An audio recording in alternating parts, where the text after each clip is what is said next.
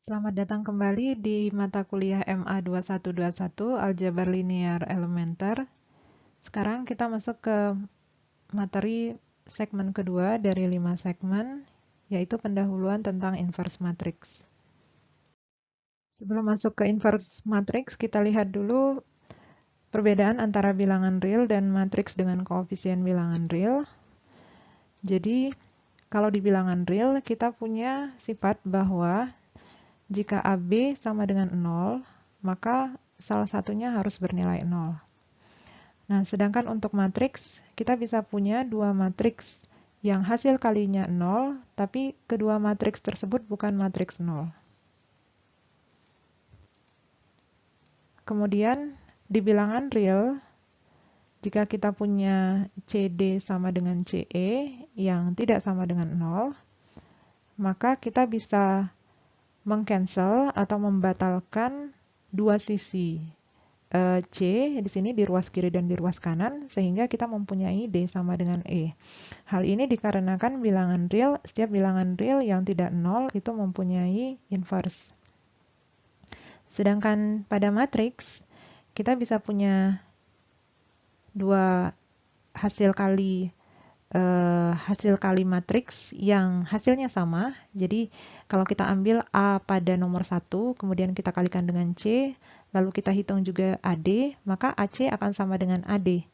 Tetapi C tidak sama dengan D. Artinya di sini kita tidak bisa mencoret A sehingga C sama dengan D. Berbeda dengan bilangan real ya. Selanjutnya nomor 3, yang ini kesamaan ya antara bilangan real dan matriks. Jadi di bilangan real kita punya unsur identitas terhadap perkalian yaitu 1, sehingga setiap unsur bilangan real dikalikan dengan 1, atau sebaliknya 1 dikalikan dengan bilangan real itu akan sama dengan bilangan real itu sendiri. Begitu juga dengan di matriks. Kita punya untuk setiap matriks X terdapat matriks identitas. Matriks identitas ini adalah matriks yang setiap komponen, setiap koefisien diagonalnya, jadi koefisien-koefisien di diagonal utamanya itu sama dengan 1 dan selain itu sama dengan 0.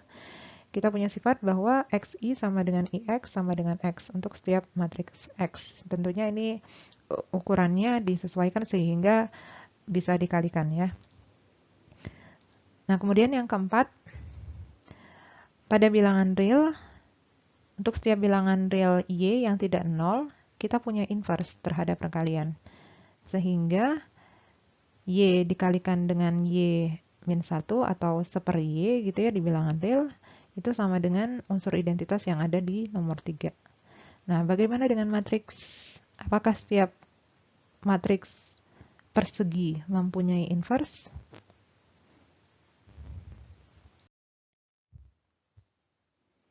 Sekarang kita lihat apa itu definisi inverse.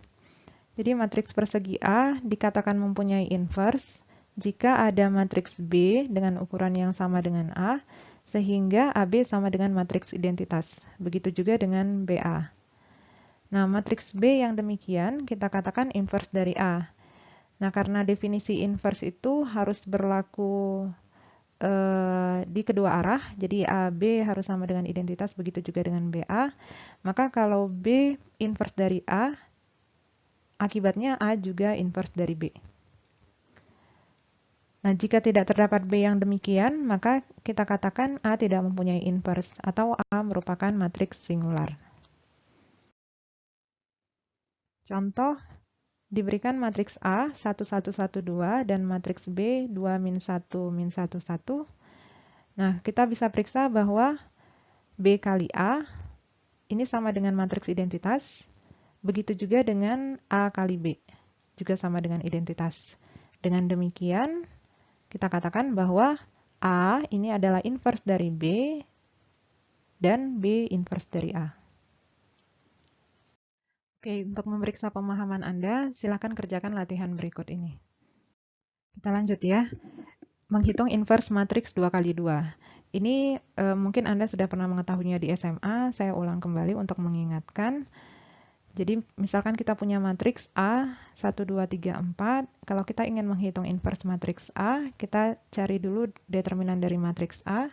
Determinan matriks A itu adalah hasil kali koefisien diagonal utama dikurangkan dengan hasil kali koefisien diagonal yang lainnya. Jadi dalam hal ini determinan A adalah 1 kali 4 dikurang 2 kali 3 yang sama dengan min 2. Yang tidak sama dengan 0, dan di SMA Anda pahami bahwa kalau determinannya tidak 0 maka inversnya ada. Nah, inverse matriks A itu adalah sama dengan 1 per determinan dikalikan dengan matriks yang lain, yaitu yang merupakan unsur di diagonal utama matriks awal itu ditukar, kemudian unsur di diagonal lainnya dikalikan dengan minus 1. Jadi 4 dan 1 kita tukar tempatnya, lalu 2 dan 3 kita kalikan min 1. Jadi matriks ini dengan demikian A inverse adalah min 21, 3 per 2, min setengah. Oke, sekarang kita lihat teorema yang berkaitan dengan inverse matriks. Di sini ada 4 teorema. Yang pertama, jika A dan B mempunyai inverse dan berukuran sama, ya sejauh ini untuk sembarang matriks kita katakan A punya inverse kalau ada matriks lain, sehingga kalau dikalikan dengan A baik dari sebelah kiri ataupun dari sebelah kanan, hasilnya adalah matriks identitas. Begitu dulu ya pemahaman kita sampai sini. Jadi jika A dan B mempunyai inverse dan berukuran sama, maka AB ya, hasil kali A dan B mempunyai inverse. Nah, inverse-nya apa? Inverse-nya adalah B inverse dikalikan dengan A inverse. Kita lihat buktinya. Nah, untuk membuktikan teorema ini, jadi untuk mengatakan bahwa inverse dari AB adalah B inverse kali A inverse, balik lagi ke definisi, maka kita harus menunjukkan bahwa AB dikalikan dengan ini sama dengan identitas. Begitu juga dengan ini dikalikan dengan AB harus sama dengan identitas. Ya, jadi kita balik lagi ke definisi inverse. Ya, inverse C misalnya, C itu kan inverse dari A kalau AC sama dengan CA sama dengan identitas. Nah, begitu juga untuk mengatakan bahwa ini inverse dari AB, maka ini dikalikan dengan AB dari sebelah kiri dan dari sebelah kanan, hasilnya harus matriks identitas. Oke, coba kita kalikan. Nah, AB dikalikan dengan B inverse A inverse, karena sifat matriks, karena matriks bersifat asosiatif, maka ya ini sifat ini ada di buku, tidak saya tampilkan di slide. Jadi karena matriks bersifat asosiatif, maka kita bisa mengalihkan B dengan B inverse dulu. Nah, menurut definisi inverse, maka B kali B inverse ya identitas gitu ya. Jadi kita dapatkan A identitas A inverse. Nah, menurut definisi matriks identitas, maka kita punya bahwa A kali I sama dengan A. Jadi kita punya A kali A inverse. Oke, sebelumnya saya mungkin perlu tekankan bahwa I itu matriks identitas. Karena dikatakan matriks identitas itu karena kalau dikalikan dari sebelah kiri dan sebelah kanan I dengan suatu matriks yang lain, maka hasilnya matriks yang lain itu.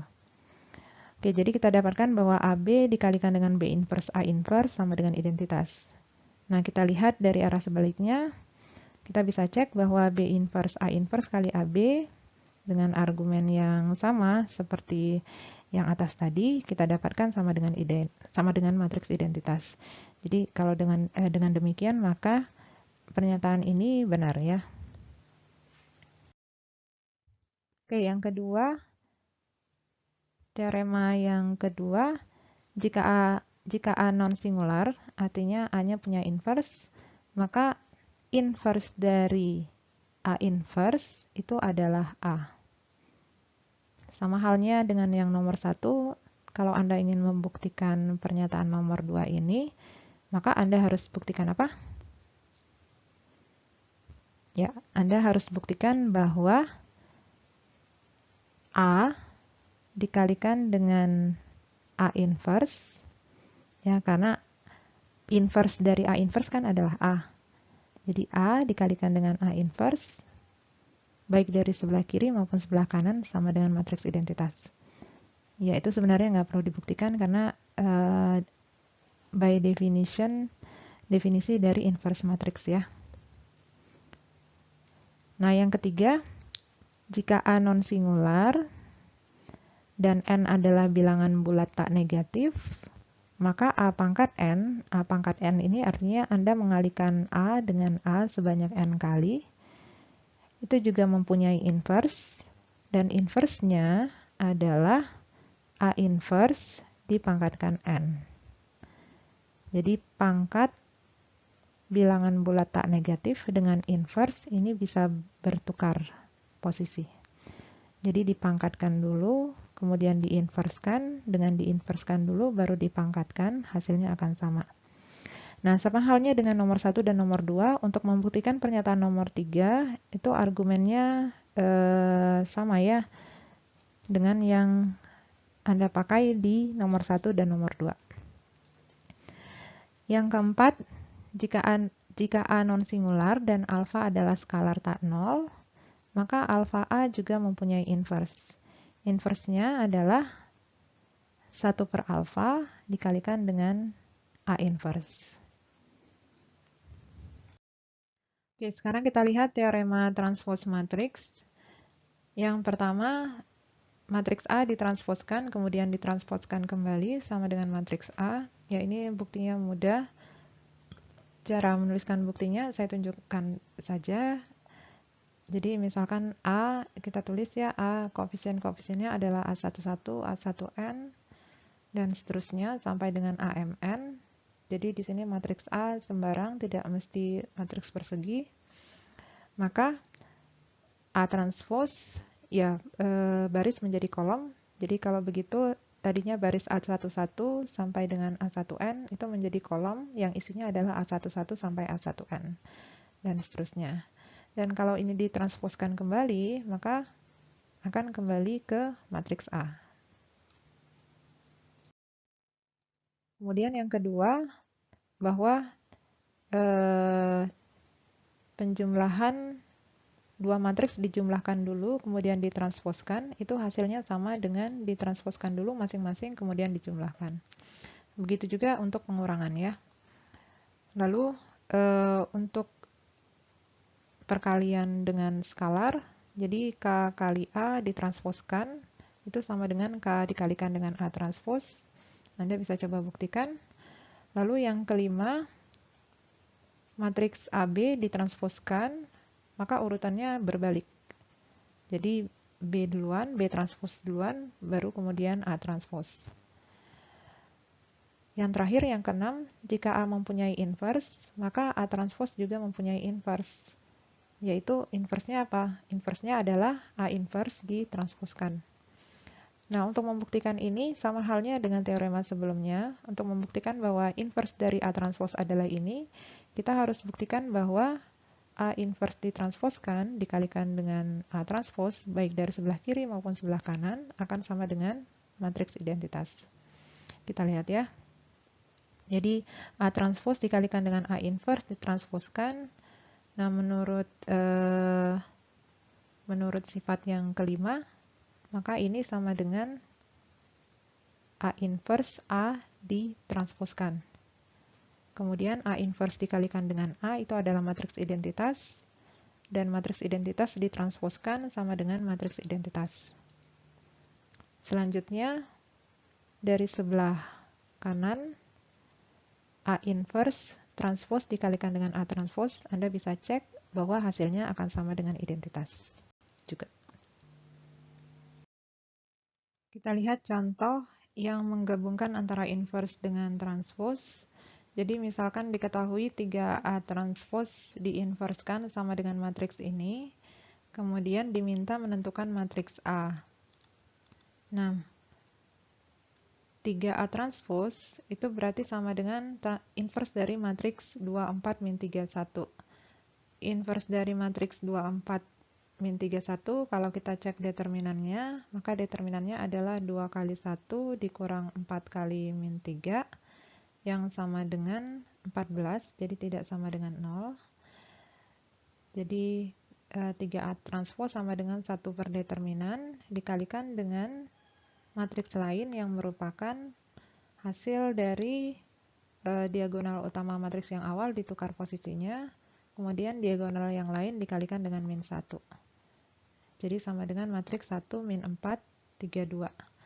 Dengan demikian 3A transpose sama dengan 1 per 14, 1 min 4, 3, 2. Nah selanjutnya kalau begitu A transpose tinggal kita kalikan sepertiga di kedua ruas yang atas. Jadi A transpose sama dengan 1 per 42 matriks 1 min 4, 3, 2. Dengan demikian A-nya sama dengan 1 per 42. Ya ingat tadi sifat sebelumnya bahwa transpose dari KA itu sama dengan K kali A transpose. Jadi 1 per 42-nya tetap di sini. Kemudian matriks yang ini adalah transpose dari matriks yang di atas.